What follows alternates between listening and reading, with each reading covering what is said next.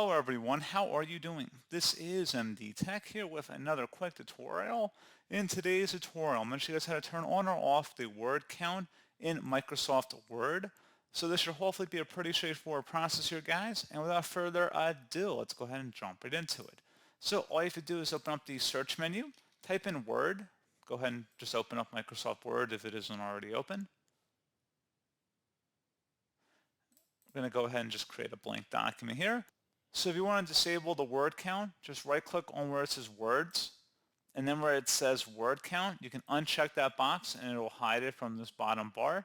If you want to re-enable it, you just right click down here and then check mark word count, and then it would reappear.